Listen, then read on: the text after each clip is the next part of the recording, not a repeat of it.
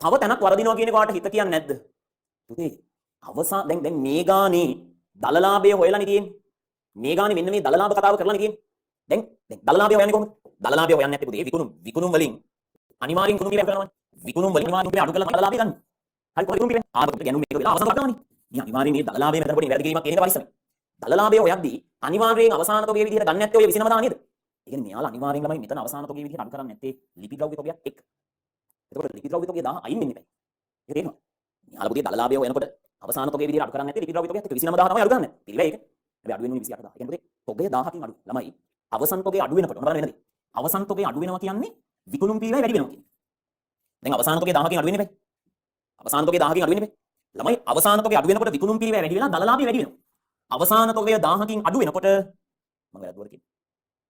අවසාන තොගය මම වැරද්දුවා. ළමයි මම ඒක වැරද්දුවා. අවසාන තොගය 1000කින් අඩු වෙනකොට මොමි. අවසාන තොගය දැන් 1000කින් අඩු කරන්න යන්නේ.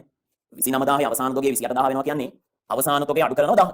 පුතේ අවසාන තොගය 1000කින් අඩු වෙනකොට විකුණුම් පිළිවෙල වැඩි වෙලා ලාභය දලලාභය අඩු වෙනවා. පුතේ අවසාන තොගය අඩු වෙනකොට වෙන්නේ දලලාභය අඩු වෙන එක. අවසාන තොගය අඩු වෙනකොට වෙන්නේ දලලාභය අඩු වෙන එක. හොඳට මතක තියාගන්න. අවසාන තොගය දැන් 1000කින් අඩු කරන්න බෑ අපි. මොකද අවසාන තොගය ඇතුලේ ලිපි ද්‍රව්‍ය තියෙනවා. මේ දලලාභය හොයද්දී අවසාන තොගය 1000කින් අඩු කරද්දී පුතේ විකුණුම් පිළිවෙල 1000කින් වැඩි වෙනවා.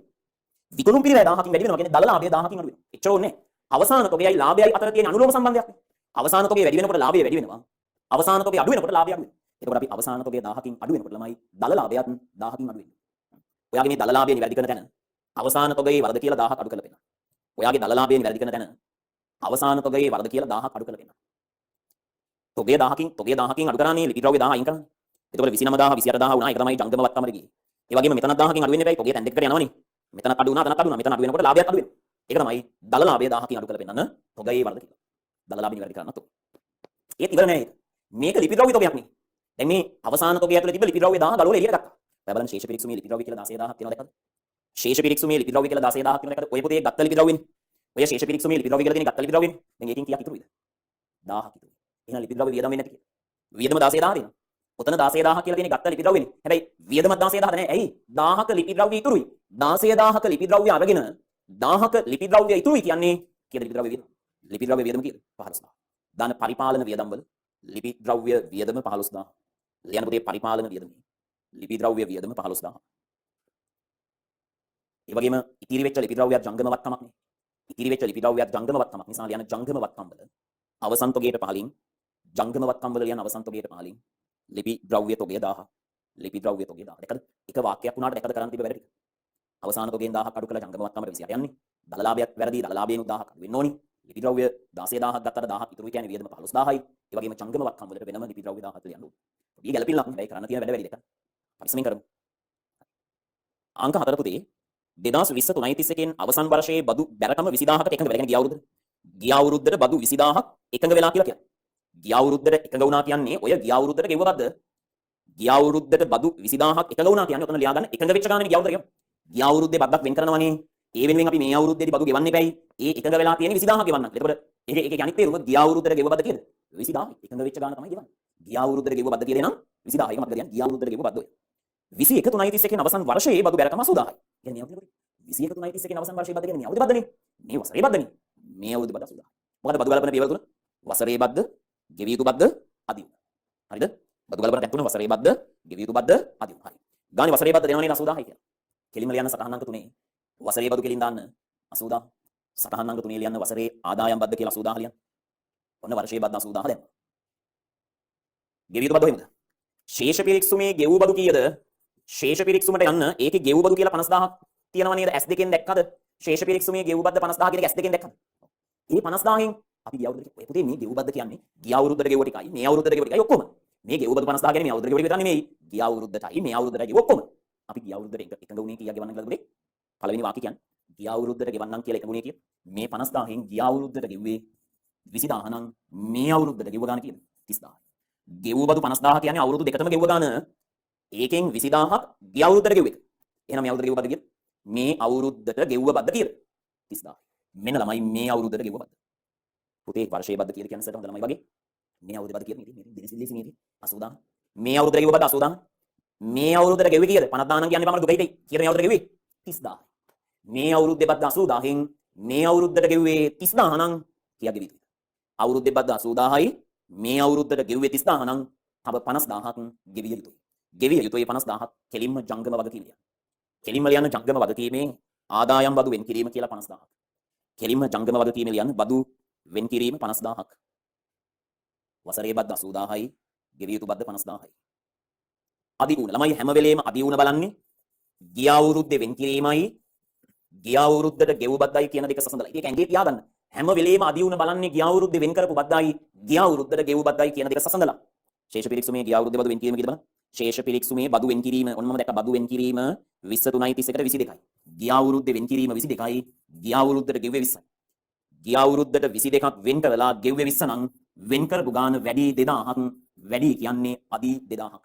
වෙන් කිරීම 22යි ගෙව්වා 20000ක් 22000ක් වෙන් කරලා 20000ක් ගෙවුවා නම් වෙන් කිරීම වැඩි 2000ක් ඒ කියන්නේ අදි ඒක වසරේ බද්දෙන් 2000 අඩු කරලා දෙන්න. අදි බද්ද 2000 වසරේ බද්දෙන් අඩු කරලා දෙන්න. ඔන්න මම බදු අමතකයි ආයෙත් මතක් වෙන්න වගේ කියාගෙන ගියා. වසරේ බද්ද ගෙවිය යුතු බද්ද අදි වුණා.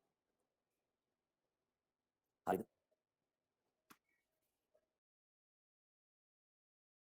දැන් 80න් 2000 අඩු වුණාම වසරේ බද්ද 78000නේ. දාන්න ළමයි 78000 ආදායම් ප්‍රකාශයේ දාන්න ආදායම් බදු කෙලින් ඍණ 78000 දාන්න. දාන්න ආදායම් ප්‍රකාශයේ ආදායම් බදු කෙලින් ඍණ 78000 දාන්න. හරිද?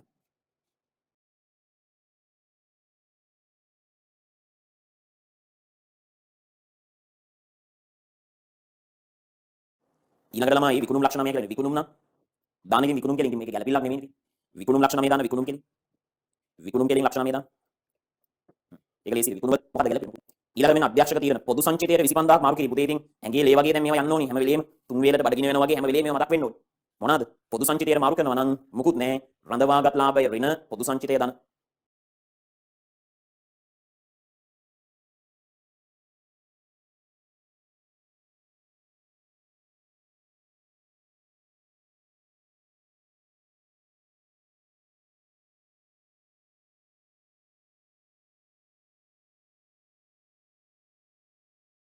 ඊළඟ ගැළපිල්ල කියවන්න 2021 මාර්තු 31 ඇති සෑම සාමාන්‍ය කොටස් 4ට එක බැගින් සංචිත ප්‍රාග්ධනිත කරනවා එකක් 12 ගන්න. මේවා ඉතින් කරා අපි කොනිතා.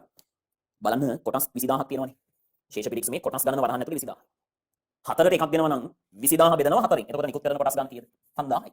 4ට එකක් දෙනවා කිව්වොත් පුතේ තියෙන කොටස් ගන්න බෙදන්න 4න්. එතකොට එනවා නිකුත් කරන කොටස් ගන්න.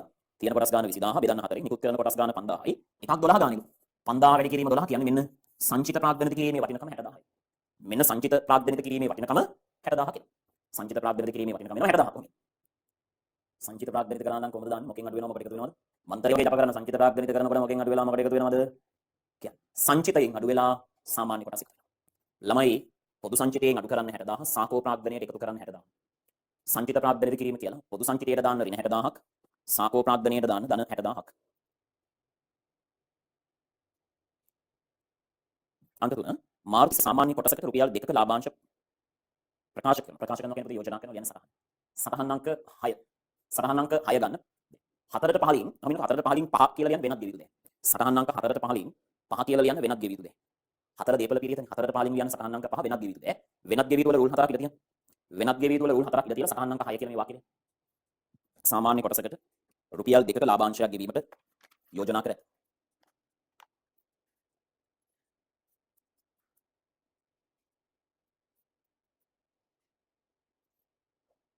මෙන්න අංක 7. ඒ කියන්නේ බලන්න මේක වෙනස මේ ගානේ තියෙන වෙනස ඕක. දැන් මේ ගානේ කල්බදු ගැලපිල්ලක් දෙන්නේ නැහැ. හැබැයි කල්බදු වගේ බැංකුණයි ගැලපිල්ලක්. කල්බදු වගේ දැන් ගොඩක් ළමයි අහු වෙනවා මේක. ඔයා අනිවාර්යෙන් හිතනවා මේක කල්බද්ද. ඔයා වෙනවා මූලික ගෙවීම, ඍජු ගෙවීම මුකුත් නැහැ. මේ පුතේ බැංකුණයි. කල්බදු නෙමෙයි මේක බැංකුණයි. හැබැයි කල්බද්ද වගේ. මම කල්බද්ද වගේ කියන්නේ ගාන කරන්න තියෙන්නේ. මොන කියවන? ශේෂ පිරික්සුමේ පෙන්වා ඇති බැංකුණයි ලබාගෙන ඇත්තේ. හරිද? 2024යි එක. ඒ කියන්නේ 24 කියන්නේ ආරම්භක දවස. එම බැංකුණයි ගෙවීම සෑම වර්ෂයකම අග කරනවලු. ගෙවිය යුතු ණය වාරිකයයි පොලිය. මොන බලන්න හොඳ පරිස්සමෙන් බලන්න. මේ අවුරුද්දේ ගෙවන්න ඕනි වාරිකය ඒක ඇතුලේ තියෙන පොලිය. ඊළඟ අවුරුද්දේ ගෙවන වාරිකය ඊළඟ අවුරුද්දේ තියෙන පොලිය. ඔන්න ඔහම දීලා. ප්‍රවර්තන වර්ෂයේ ණය වාරික ගෙවලේ ණය වාරික ගිණුම හර කරලා ඇති බලන්න. ණය වාරික ගිණුම 20000 හර කරලා දෙනවා කියන්නේ. වාරිකයේ 20000 ගෙවන. ණය වාරික කියලා 20000 හර කරලා තියෙනවා නේද? ගෙවු ණය වාරික කියලා හර කරලා තියෙන 20000. මුලින් බැංකු ණය ගත්තේ කීයද? ශේෂ පිරික්සුමේ බැංකු ණය කීයද ගත්තේ? හොයන්න බැංකු ණය හොයන්න. ඔය අතරට මුල තියෙන ලක්ෂය. එතකොට අපි මම මෙතන හදන්නම් ඉස්සරහ මේක අරගෙන. මේ තියෙන ගාන හදන අවුරුද්ද 2024යි 21 3යි. අපි මෙන්න මෙදා තමයි පුතේ ලක්ෂයක බැංකු ණය ගත්තේ. මෙන්න මෙදා තමයි ලක්ෂයක බැංකු ණය ගත්තේ. හරිද? එකයි ඉවර. හරි. දැන් මේ අවුරුද්දේ වාරිකය කොච්චරයිද? මේ අවුරුද්දේ වාරිකය විදියට ගෙවන්න ඕනේ ළමයි 20000ක්. පුතේ බැංකු ණය වාරිකයක් ඇතුලේ කෑලි දෙකයිනේ. එකක් පොලිය අනිත් එක ණය මුදල. ඕනෑම වාරිකයක් කිව්ව ගමන් ඕනෑම වාරිකයක් ඇතුලේ පොලියයි ණය දෙකම තියෙනවා. දැන් මේ අවුරුද්දේ වාරිකය 20000 ඇතුලේ පොලිය 6000යි. වාරිකය 20000න් පොලිය 6000 නම් ඕක ඇතුලේ තියෙන ණය ගෙවන ණය ටික තියෙනවා. ඒ කියන්නේ වාරිකය ගෙවද්දී පොලිය 6000යි මේ අවුරුද්දේ ණයින් 14000 ගෙවන. කියන්නේ මේ අවුරුද්දට අදාළ පොලිය 6000යි. මේ අවුරුද්දට අදාළ පොලිය 6000යි. මේ අවුරුද්දට අදාළ ණයින් අඩු වෙන ගාන 14000යි. ඕකේ කියන්නේ මේ අවුරුද්දේ වාරිකය 20000 ගෙවනවා. ඒක ගෙවලා මොකද්ද ගිහින් කියනවා කියනවා. වාරිකය 20000 ගෙවුවාම ඔය 20000න් 6000 ගෙවෙන්නේ පොලිය. 20ක් වාරිකය ගෙවුවාම 6ක් පොලිය නම් බැංකු ණය ගෙවෙන්නේ කීයද? ඉතුරු 14000 තමයි බැංකු ණය ගෙවෙන්නේ. හරි. ඒතර වාරිකයෙන් පොලිය කීයක්ද? 6000යි. පොලිය දාන ළමයි මූල්‍ය වියදම් වල මුලින්. පොලිය කියන්නේ වියදමක් ළමයි කිසි තරකයක් නැහැ නේද? එහෙනම් මේ අවුරුද්දේ ණය පොලිය 6000යි. මේ අවුරුද්දේ ගෙවන වාරිකය ඇතුලේ තියෙන පොලිය 6000යි නේද? ඒක තමයි ණය පොලිය මේ අවුරුද්දේ. ලියන්න මූල්‍ය වියදමේ ණය පොලිය 6000. මූල්‍ය වියදමේ ණය පොලිය 6000. දැන් එතකොට වාරිකය 20න් පොලිය 6ක් නම් ණය ලක්ෂයෙන් අඩු වෙන්නේ මේ 14000. ලක්ෂයෙන් ණය 14000ක් අඩු වුණාම කීයද අන්තිමට ණය ප්‍රමාණය? ලක්ෂයෙන් 14000 අඩු වුණාම අන්තිමට බැංකු ණය කීයද? 86000. මෙන්න අවසාන බැංකු ණය ප්‍රමාණය 86000යි. බැංකු ණය ලක්ෂයක් අරගෙන ලක්ෂයෙන් 14000ක් ණය ගෙවුවාම ළමයි අන්තිමට බැංකු ණය අවසාන දවසට බැංකු ණය විදියට ඉතුරු වෙන්නේ 86000. 20000ම අඩු වෙන්නේ නැහැ බැංකු ණයෙන් පොලිය අයින් වුණාම ලක්ෂයෙන් 14000යි ණය ගෙවෙන්නේ. එතකොට අවසාන බැංකු ණය කීයද? 84000යි. දැන් ඔයා කියන්නේ සයිරෝට දැන් බැංකු ණය 86000 නම් මේක වගකීමක් නේ. මොන වගකීමක්ද? ළමයි මේක ජංගම නවන දෙකට වෙන් කරන්න ඕනේ. ඇයි? බැංකු ණයෙන් අවුරුද්දක් ඇතුලේ ගෙවන ටික ජංගමනේ. ඉතුරු ටික ජංගම නවනනේ. කල්බදු ණය වල මතක් කරගන්න. කල්බදු ණය හිමියාගේ ශේෂයෙන් අවුරුද්දක් ඇතුලේ ගෙවපු ටික ජංගම. ඊළඟ අවුරුද්දේ වාරිකයෙන් ඊළඟ අවුරුද්දේ පොලිය අඩු වුණාම එන ටික ජංගම. ඉතුරු ටික ජංගම නවනනේ. ඒ වගේම තමයි බැංකු ණය. තමයි බැංකු ණය ඊළඟ අවුරුද්දේ ගෙවන වාරිකයෙන් ඊළඟ අවුරුද්දේ පොලිය අඩු වුණාම එන ටික ජංගම. ඉතුරු ටික ජංගම. මේ වගකීම 86ක් ජංගම නවන වෙන් කරන්න ඕනේ. හරිද? කල්බදු වගේමයි කිව්වේ ඒක. ළමයි මෙන්න වෙන් කරන්න. 86000න් ජංගම වගකීමට එන්නේ පුතේ සුපුරුදු පරිදි ජංගම වගකීමට ගන්න. ඊළඟ වසරේ ගෙවන වාරිකයෙන් ඊළඟ වසරේ පොලිය අඩු කරාම එන එක. ඔන්න ජංගමනේ එක. ඊළඟ වසරේ ගෙවන වාරිකයෙන් ඊළඟ වසරේ පොලිය අඩු වෙන්න ඕනි ජංගම කැලල. දැන් කීයද ඊළඟ වසරේ වාරිකය 20000? ඒක ඇතුළේ ඊළඟ අවුරුද්දේ පොලිය 4යි නේද? දින වලින් 21 22 අවුරුද්ද. ඊළඟ අවුරුද්දේ ගෙවන වාරිකය 20000යි. ඊට එහා පැත්තේ පොලිය 4යි. එතකොට වාරිකය 20000න් පොලිය 4000ක් අඩු වුණාම ජංගම 16000යි. ජංගම වෙන්නේ 16යි. දැන් මුළු වගකීම 86යි නේද? මේ මුළු වගකීම 86න් 16ක් ජංගම නම් 86න් 16 අඩු වුණාම මේ 70 ජංගම නවන. මුළු වගකීම 86යි නේ. කල්බදු බැංකු ණය 86යි නේ. 86න් ජංගම කෑල්ල ඉන්නේ 16යි. ගෙවන ඊළඟ වසරේ ගෙවන වාරිකයෙන් ඊළඟ වසරේ පොලිය අඩු වුණාම නේ. ජංගම 16යි 86න් 16ක් ජංගම නම් ඉතුරු 70 ජංගම නවන. හරි. මේක අතර කල්බදු ණයදී වගේම තමයි. ධන ජංගම වගකීමේ බැංකු ණය 16යි. ජංගම නවන වගකීමේ බැංකු ණය 70යි. කල්බදු වගේ ගැලපිලා. කල්බදු වෙනුවට එන එකක්. මෙහෙම එකක් එන්න පුළුවන්. හරි. එතකොටත් අර වගේම ජංගම නවන වෙන් කරන්න මතක තියාගන්න. ජංගම වගකීමේ බැංකු ණය 16යි. ජංගම නවන වගකීමේ බැංකු ණය 70යි. අංක 8.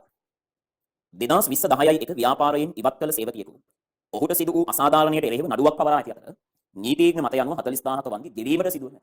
පුතේ නඩුවක් වෙනුවෙන් වෙන් කරන්න නම් ලක්ෂණ තුනක් තියෙනවා. බැඳීමක් තියෙන්න ඕනේ. වටිනකමක් තියෙන්න ඕනේ. සම්පත් පිටතට ගලාගෙන යන්න. නඩුවක් දාලා තියෙන නිසා බැඳීමක් ඇත. 40000ක් වන්දි කියන නිසා වටිනාකමකුත් ඇත. ලෝය කියනවා නේද නඩුව පරදිනවා වන්දි ගෙවන්න වෙයි කියලා කියනවනේ.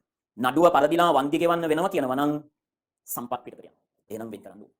ප්‍රමිත පුතේ මේවා මේ ආසින් කඩාපාත් වෙච්ච ඒවා නෙමෙයි. මේවා ඉගෙනුවා ප්‍රමිතවල. ගන්නලා තමයි මේ ගණන් වල කරන්නේ නැතුව නෙමෙයි. පිළිවෙලට අපි වැඩ ටික කරලා තියෙන්නේ. ඔයා පිළිවෙල වුණොත් අපිත් එක්ක මේ වැඩේ කරගෙන යන්න බෑ. ළමයි හැලෙන්නේ ඒකයි. ළමයි මේ අපිත් එක්ක අපේ වේගයට අපිත් එක්ක ගණන් කරන්නේ නැත්නම් ළමයි කම්මැලි නිසා.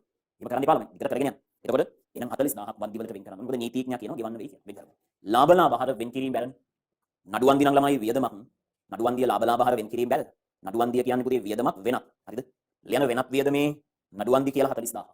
නඩුවන්දිය කියන්නේ වියදමක් වෙනත්. මුලින්ම වෙනත් වියදමේ දාන්න. නඩුවන්දි කියලා 40000. නඩුවන්දි කියන්නේ වියදමක් වෙනත් මුලින්ම වෙනත් වියදමේ දාන්න. නඩුවන්දි 40000. ඒ වගේම වෙන් කිරීම බැලන වෙනත් ගෙවිතු දෑවල ලියන්න. නඩුවන්දි වෙන් කිරීම 40000. ජංගම වගකීම නෙමෙයි ලියන්නේ මතකනේ ජංගම වගකීම ලියන්නේ 3යි. කල්බදු ණය ණය හිමි බදු වෙන් කිරීම. ඊටු ටික වෙනත් ගෙවිතු. දැන් මේකේ අර කල්බදු ණය වෙනකොට තිබෙ බැංකු ණය. ඒ නිසායි බැංකු ණය ලියන නඩුවන්දි වෙන් කිරීම වෙනත් ගෙවිතු දෑවල 40000. වියදමේ දාලා වෙනත් ගෙවිතු දෑවල. අංක 9. 2331 අවසන් වර්ෂයේ ව්‍යාපාරයට අයත් ඉඩමක් රජය විසින් අධිවේගී මාර්ගයට පවරා ගැනීම නිසා ව්‍යාපාරය විසින් පැවරූ නඩුවක තීන්දුව 8යි 10 ලැබීමට නියමිත අතර ඒ සඳහා වන්දි ලෙස ලක්ෂ 2ක් ව්‍යාපාරය ඉල්ලා සිටී. ආයි කියවන්නයි මම ආයි කියන්නේ 3.31 කියන්නේ වසරේ මුලනේ. ඒ වසර මුල ව්‍යාපාරයේ ඉඩමක් රජයේ පවරගෙන. අපේ ඉඩමක් රජයේ පවරගෙන. ඒ වෙනුවෙන් අපි වන්දි ඉල්ල ලක්ෂ 2ක. අපි කාටවත් අපිට කවුරුවත් නඩුවක් දාලා නෙමෙයි සිංහල බලන්න. අපිට රජයේ නඩුවක් දාලා නෙමෙයි. අපේ ඉඩම මාර්ග හයිවේ එක හදන්න පුතේ රජයේ පවර එක. අපේ ඉඩම රජය ගත්ත නිසා ඒ ඉඩමට වන්දි ඉල්ලලා මම නඩුවක් දාලා තියෙනවා ලක්ෂ 2ක වන්දි ඉල්ලලා. ඒකේ තීන්දුව 8යි 10යි ලැබෙන්න තියෙනවලු. තාම තීන්දුව දීලා නැහැ. තීන්දුව 8යි 10යි ලැබෙන්න තියෙනවා. කියන්නේ මට ලැබිය යුතුයි. ගොඩක් වෙලාවට මට ලැබිය යුතුයි. මට ලැබිය යුතුයි හැබැයි තාම අනුමත වෙලා නැහැ. මම රජයට විරුද්ධව නඩුවක් දාලා මට ඒකේ වන්දි ලැබිය යුතුයි. හැබැයි අධිකරණයේ කිව්වද මම නඩුව දිනුව මට වන්දි දෙන්න කියලා කිව්වද? නෑ තාම තීන්දුව දීලා නැහැ. මට ලැබිය යුතු දෙයක් තාම අනුමත වෙලා නැති. මොනවාද? ඕවට තමයි පුතේ අසම්භාව්‍ය වත්තම් කියලා කියන්නේ. මට රජයෙන් ලැබෙන්න ඕනි වන්දියක්. හැබැයි තාම නඩු තීන්දුව දීලා නැහැනේ. මට ලැබෙන්න ඕනි වන්දියක් නාම තාම නඩු තීන්දුව දීලා නැති නිසා ඒක මට වත්කමක් විදියට සලකන්න බෑ. ඒක නිසා අසම්භාව්‍ය වත්කම. මට ලැබිය යුතුයි තීන්දුව දෙනකම්. අසම්භාව්‍ය වත්කමක්. අපි අසම්භාව්‍ය නම් මොකද කරන්නේ? ඒක සටහනිය. අසම්භාව්‍ය වත්කමක් නිසා පුතේ ඒක සටහනිය ලියන්න. සටහන් අංක 7 අරගෙන ලියන්න. 6ට පාරේ. ව්‍යාපාරයට අයත් ඉඩමක් රජය මාර්ග සංවර්ධන ව්‍යාපාරයට අයත් ඉඩමක් රජය විසින් අධිවේගී මාර්ගයට පවරා ගැනීම නිසා රුපියල් ලක්ෂ 2ක වන්දි ඉල්ලා ව්‍යාපාරයේ විසින් නඩු පවරා ඇත. දැන් අසම්භාව්‍ය වත්තමක් කියන්නේ මොකක්ද කියලා දන්නේ නැත්නම් අන්න ඉතින් අපරාධයක් හරිද? උදේ බලන්න මම දැන් හරි මම කියන්නම්. ඒක වත්තමක් අසම්භාව්‍ය වත්තමක්. හරි වාක්‍ය ලියුවා. දැන් ඔය ප්‍රමිත ගිය මාසනේ අපි ප්‍රමිත දැම්මේ. ප්‍රමිත බලලත් මගේ ඇරිච්ච අයට මම ආයි මේ මාසේ මැද ඒ කියන්නේ 14 වෙනි බ්‍රහස්පතින්දා සහ 15 සිකුරාදා කියන දවස් දෙකේ ප්‍රමිත වීඩියෝ හතරම දානවා ඔයාලගේ ආයතනයක අදාළ වෙබ්සයිට් එකේ. ඒ දවස් දෙකේ ප්‍රමිත මම දානවා අවශ්‍යයි බලලා ඉවර කරගන්න. මම ආයි පාරක් දාලා දෙන්න. 14 වෙනි බ්‍රහස්පතින්දා සහ 15 වෙනි සිකුරාදා මම ටයිම් ටේබල් එකේ දාලා තියෙනවා ඒක. රිපීට් රිවිෂන් කියලා. ප්‍රමිත ගිය මාසේ දාපු ප්‍රමිත වීඩියෝ හතරම දාලා දෙනවා. හරිනේ. ඒකට ඒක බලන්න. අපි ඉතින් උදව් කරනවා ඔයා මහන්සි වෙලා ඔයාගේ ගේම දානවා. හරි. අංක 10 අපි මේ සුපුරුදු විදිහට කරපු එකක්. වැටුප් වේතන ලෙස ගෙවා ඇත්තේ ශුද්ධ වැටුප. අර්ථ සාධකයට සේවකයා 10%යිලු. ව්‍යාපාරය 15%යිලු. බාරකාරයට 5%යි. මොකද අපි ගැලපී මම මෙතන ලියන්න මට හැම වෙලෙම ලියන්න හිතෙන්නේ. කොච්චර ලිව්වත් මට එපා කියලා හිතෙන්නේ නැහැ. ඒ කියන්නේ ආයි ලියන්න හිතෙන්නේ. කලින් ඉගෙන ගත්ත නැති එකම එක හරි ආයි ඉගෙන ගන්න කියලා හිතනවා. මෙන්න මම දැන් මේක ගිය සතියේත් ලිව්වා මේ සතියේත් ලිව්වා දැනුත් ලිව්වා. 1 දල වැටුප පරිපාලන ලියන. 2 ආයතනයේ EPF පරිපාලන. 3 ආයතනයේ ETF පරිපාලන. 4 ආයතනයේ EPF එකයි. සේවකයාගේ EPF එකයි. ගෙවිය යුතු ටික ජංගම වගකීම්. 5 ආයතනයේ ETF එක ජංගම වගකීම්.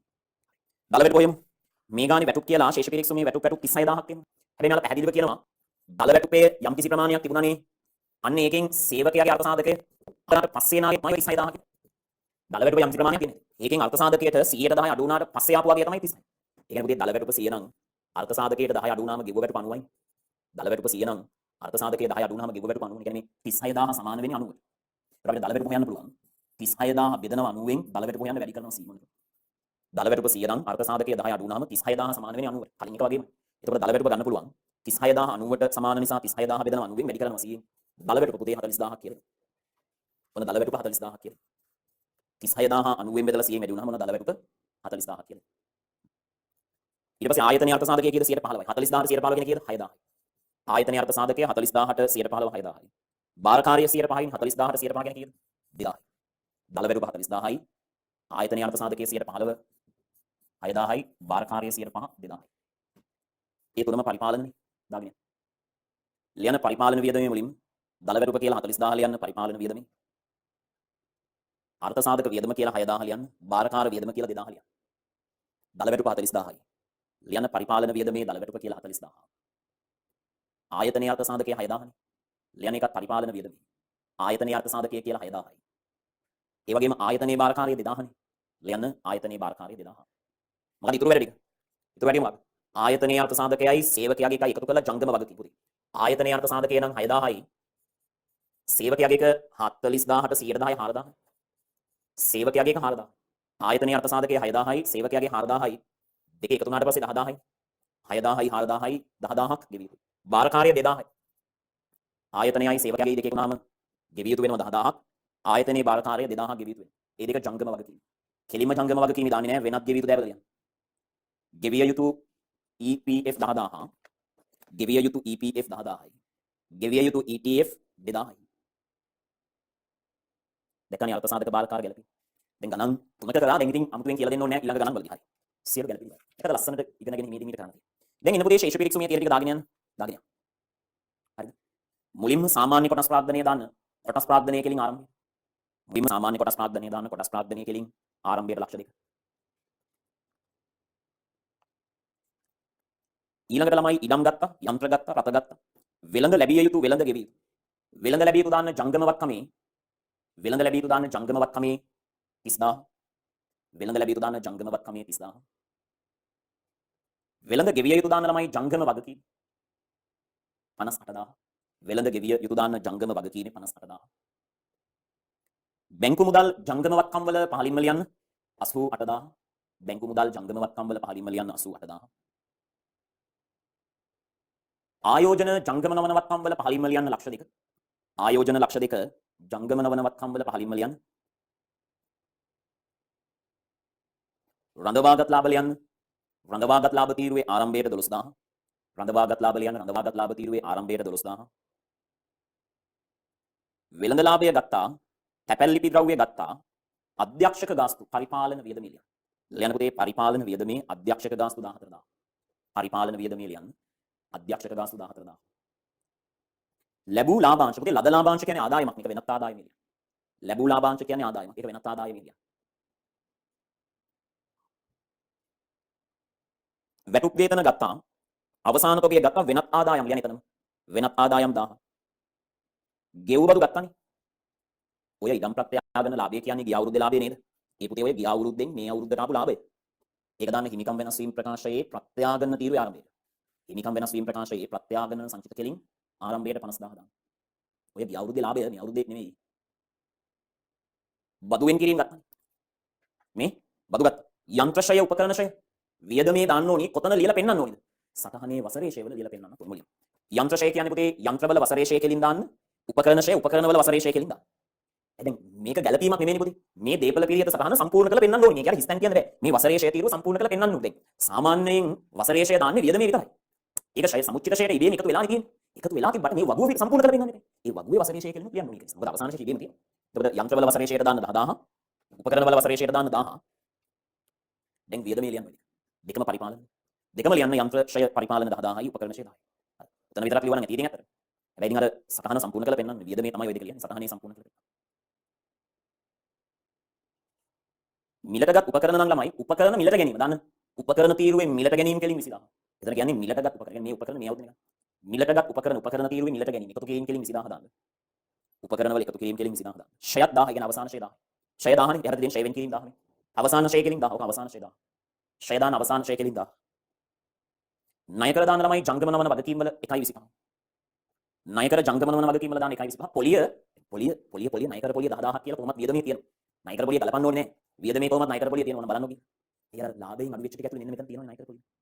ලාභයෙන් අඩු වෙච්ච ටික ඇතුලේ ණය කර පොලිය තියෙනවා. ඒක ආයි පොලිය ගලපන්න ඕනේ නැහැ. පොලිය ගලපලා. පොදු සංචිතය දාන පොදු සංචිතය කෙලින් ආරම්භයේ 1,29,000. පොදු සංචිතය දාන පොදු සංචිතය කෙලින් ආරම්භය.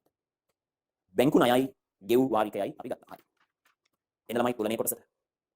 මුලින්ම සටහන් අංක 1. ඉක්මනට තුලනේ කොටස කරමු.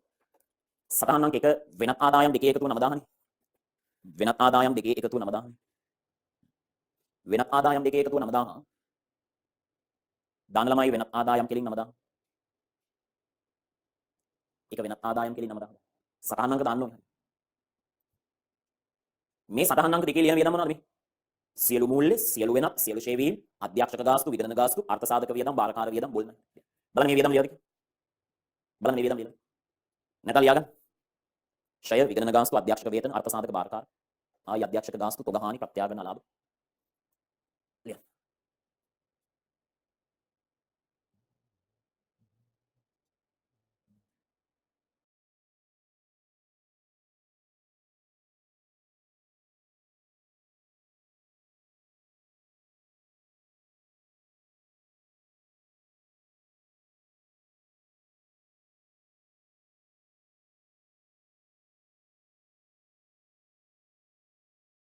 එන්න ළමයි සටහන් අංක 3 බදු ගත්තා මෙන්න.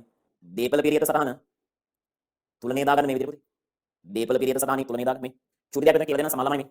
මේ. දැන් මේ අවසාන ඉඩම් මේක. අවසාන යන්ත්‍ර මේක. අවසාන රට අවසාන. හැබැයි මේ බලන්න. යන්ත්‍රවල චුටි යන්ත්‍රවල විතරනේ. අවසාන ෂය 50යි වසරේ ෂය 10යි නම් මේ තියෙන මොකක්ද ආරම්භක ෂය 40. යට ඉඳන් උඩට ආරම්භක ෂය ගන්න යන්න පුළුවන් අපිට. ඇයි අවසාන ෂය 50 ඇවිත් තිබ්බේ ආරම්භක ෂයට 10 එකතු වෙලානේ 50 උඩ. එතකොට 50න් 10 අඩු වුණාම ආරම්භක ෂය 40000ක් ගන්න පුළුවන්. හැබැයි මේ වලනේ. අනිත් ඒවල ආරම්භක නේ. ඇයි මේකත් 16යි මේකත් 16යි ආරම්භක ෂයනේ. මේකත් 10යි මේකත් 10යි ආරම්භක ෂය. මේක විතරයි ආරම්භක ෂය තියෙන්නේ. ඒ අර හිස්තන පුරවන්න පුතේ උඩට. දැන් මේ අවසාන පිරිවැය ටික එකතුවෙන් අවසාන ෂය ටික එකතු අවසාන පිරිවැය ටික එකතුවෙන් ෂය ටික එකතු වරපල මෙන්න සුද්දාගේ ගන්න. 5,03,000 සුද්දාගේ ගන්න.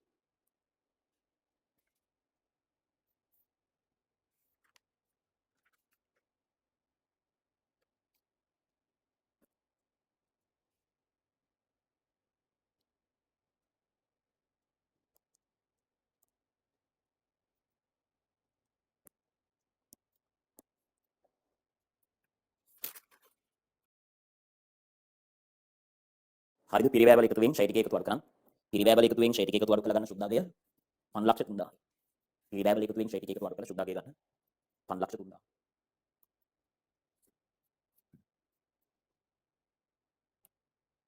ඒක දාන ළමයි ජංගම නවනවත්කම් වල උඩින්ම. දීපල පිරියත් උපකරණ සටහන් අංකය 4 503000. දීපල පිරියත් උපකරණ සටහන් අංකය 4 503000 කියලා දාන්න. දැන් වෙනත් ගෙවිතු දෑවල එකතුව ගන්න මේ විදිහට 52000. වෙනත් ගෙවිතු දෑවල එකතුව 52000 දාන්න. වෙනත් ගෙවිතු දෑ 52000 එකතුව. ඒකත් ලියන ළමයි ජංගම වගකීම් වල. වෙනත් ගෙවිය යුතු දෑ සටහන් අංකය 5 52000. වෙනත් ගෙවිය යුතු දෑ සටහන් අංකය 5 52000 කියලා ලියන්න.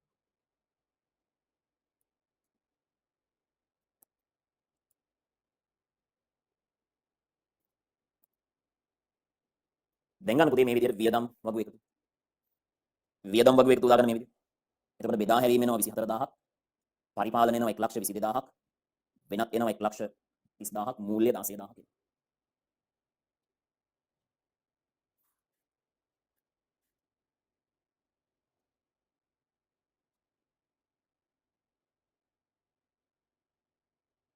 හරිද?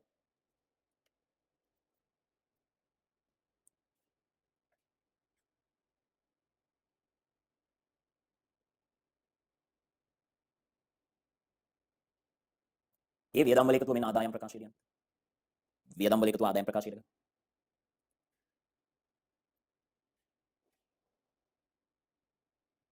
දැන් වාගේ ඇති නේද පෙරවැඩ කර දලලාභය නිවැරදි කිරීම. මේක අර වෙළඳ ලාභයට අඩු කරපු වියදම් ටික එකතු වුණාට පස්සේ දලලාභය ලක්ෂ 5යි. වෙළඳ ලාභයට අඩු කරපු වියදම් එකතු වුණාට පස්සේ දලලාභය ලක්ෂ 5යි. මේක පොඩි වරදක් තිබ්බනේ අර ලිපි ද්‍රව්‍ය තොග වරද. ඒ 1000 අඩු වුණාම නිවැරදිම දලලාභය 4,99,000. ඔන්න නිවැරදිම දලලාභය 4,99,000 කියලා. නිවැරදිම දලලාභය 4,99,000 කියලා.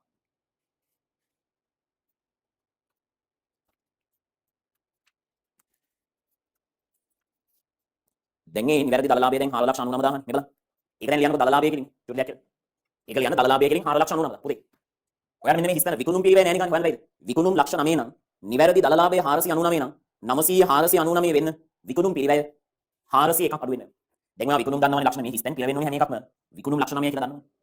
නිවැරදි දලලාභය 499 දැන් 900 499 වෙන නම් විකුණුම් පිරිවැය ඍණ 401ක් වෙනවා. ඒක විකුණුම් පිරිවැය ඍණ 401ක් විදිහට දාන්න. විකුණුම් පිරිවැය ඍණ 401ක්. දැන් ගන්න දලලාභයට වෙනත් ආදායම් එකතු කරලා වියදම් අඩු වුණාම එනවන බදු පෙර ලාභය 2,16,000ක්. බදු පෙර ලාභය 2,16,000ක්.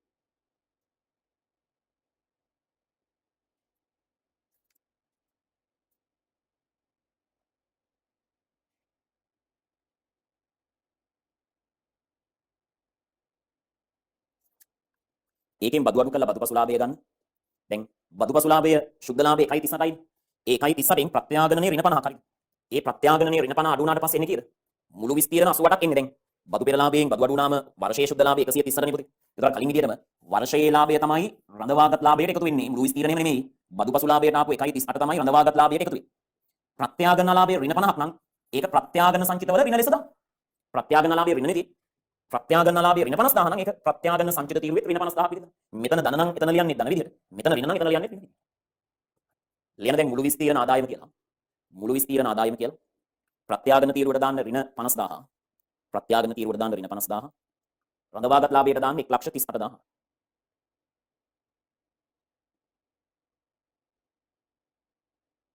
දැන් ගන්න මේකේ අවසාන ශේෂ ටික මේ විදිහට. හිමිකම් වෙනස් වීම ප්‍රකාශයේ අවසාන ශේෂ ටික ගන්න.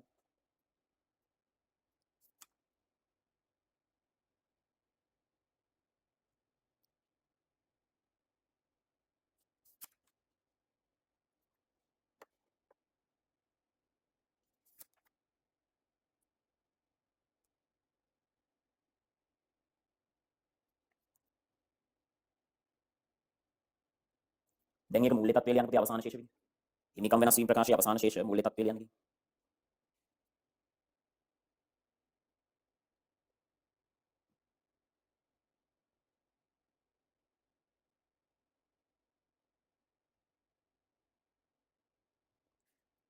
දැන් ගන්න තුලනේ. මෙන්න වත්කම් පැත්තේ තුලනේ මම දාන්නේ. ඔන්න වත්කම් පැත්තේ තුලනේ දාගන්න. දාන තුලනේ වත්කම් පැත්තේ තුලනේ දාගන්න මුලින්.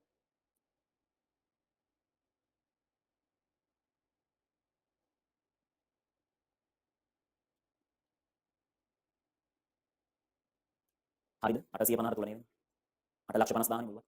මෙන්න වගකීම් පැත්තේ තුල. ඒකත් 8,50,000ට තුල නේද?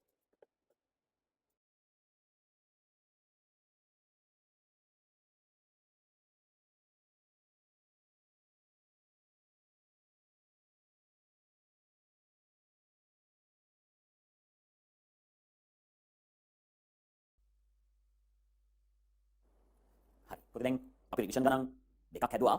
දැන් වෙලාව නම් පැය තුනකට වඩා වැඩි ඇති. ඒක මම හිතුවා තව පැයක් විතර අරගෙන පාස් පේපර් එකකුත් කරමු කියලා. මොකද රිවිෂන් ගණන් කරන්නේ තියරි රිවිෂන් ටික ඔක්කොම එකතු කරලා. රිවිෂන් ගණන් දෙකක් කරලා පාස් පේපර් එකකුත් කරාට පස්සේ වැඩි ටිකක් ටික් වෙනවනේ දවසට ගණන් තුනක් හැදුවාම. ඒකෙන්ද 2017 A level පාස් පේපර් ටික ගන්න මම පාස් පේපර් උත් කරලා පුළුවන් තරම්. 2017 A level ප්‍රශ්නෙට එන්න මේ අපි ගාන ඉක්මනට කරගෙන යමු.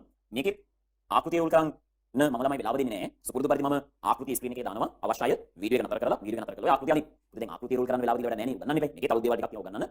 ආකෘතිය අඳින වෙලාව අපි ගන්නන්න භාවිත කරන්න පුළුවන්. ඒකින්ද ගාන 2017 level පිටු අංක 22. හැමෝම මෙන්න 2017 පිටු අංක 22. සීමිත ඩිලාර පොදු සමාගම නිෂ්පාදන ව්‍යාපාරයක්.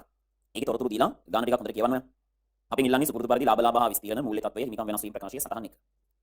හරිද ඒක? ගාන අවශ්‍ය කිව්වා. හරි. මම ඒකට ගානේ ආකෘතිය ටික දාන්නම්. ඔයාලා මම අපර 30 ගානේ වගේ තියෙනවා. වීඩියෝ එක නතර කරලා ආකෘතිය ඇඳලා වීඩියෝ ක්ලාස් එකක් නිසා ඉස්සරහට යන්න. හරි. මුලින්ම ළමයි ලාභ හා වෙනත් විස්තීර්ණ ආදායම් ප්‍රකාශය. හරි. අඳගන්න ආකෘතිය බලන්න. ඔය ආකෘතිය මීට ඇඳගන්න වීඩියෝ එක නතර කරන්න. වීඩියෝ එක නතර කරලා මේ ආකෘතිය ඇඳගන්න.